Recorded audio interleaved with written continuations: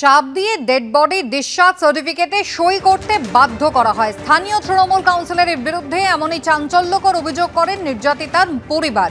শ্মশানে যাওয়ার জন্য কোনো তাড়াহুড়ো করাই হয়নি, পাল্টা দাবি করলেন পানিহাটির তৃণমূল কাউন্সিলর সোমনাথ দে। হসপিটালে আমাদের কমিশনার সোমনাথ দে আমাকে জোর করিয়ে ওই সাথে সাইন করিয়ে নিয়েছিল। ডেড বডি ডিসচার্জ সার্টিফিকেট যেটা বডি হ্যান্ডওভার যে সার্টিফিকেটটা, ওটা উনি আমাকে জোর করিয়েই একমাত্র সাইন করিয়ে নিয়েছিল। হ্যাঁ, সোমনাথ দে। না, ফর্মেই। কিন্তু তখন আমার কাছে শুধু আমার এই ভাগনা ছিল। ও বলছে মামি সাইন করবে না, আমি বলছি সাইন করব না, কিন্তু উনি বলছেন এটাতে করতে হবে, এটাতে এখনই করতে হবে, নাহলে অনেক দেরি হয়ে যাবে। আমি বলছি বাড়ির লোক এলে আমি করব, বলছেন না এখনই করতে হবে। তখন আমি করিয়ে দিয়েছি।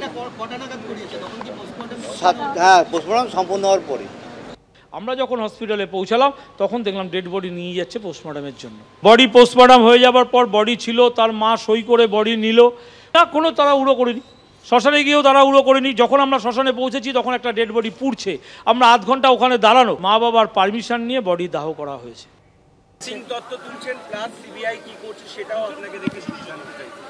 দেখুন, সিবিআই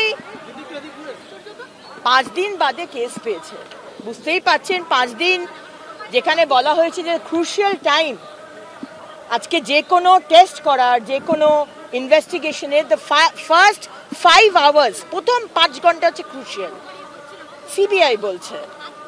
সেই 5 ঘন্টা তো ছেড়েই দিন, 5 দিন বাদে সেখানে হাতে সিবিআই কাজটা নিয়েছে।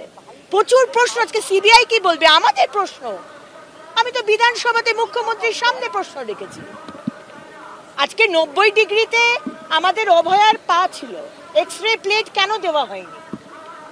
আজকে পোস্টমর্টমের সাথে রিপোর্টের সাথে একটা চালান দেওয়া হয়, সেই চালান দেওয়া হয়নি।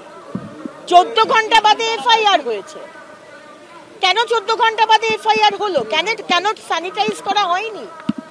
কেন কলকাতা পুলিশের ডিসি নর্থ অভয়ার বাবা মাকে টাকা দিয়ে অফার করেছেন? কেন? আর তারপরে মুখ্যমন্ত্রী অসত্য কথা বলছেন, মিথ্যে কথা বলছেন যে টাকা দেওয়া হয়নি। সুতরাং আমাদেরও প্রশ্ন প্রচুর। সিবিআই যদি বিচার না দিতে পারে, সিবিআই এর এগেইনস্টেও আন্দোলন হবে, এইটুকু বিশ্বাস রাখুন। কাউকে ছেড়ে কথা বলবো না।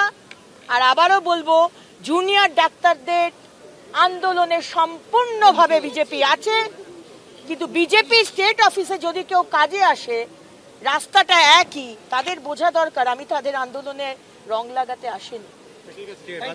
ধন্যবাদ।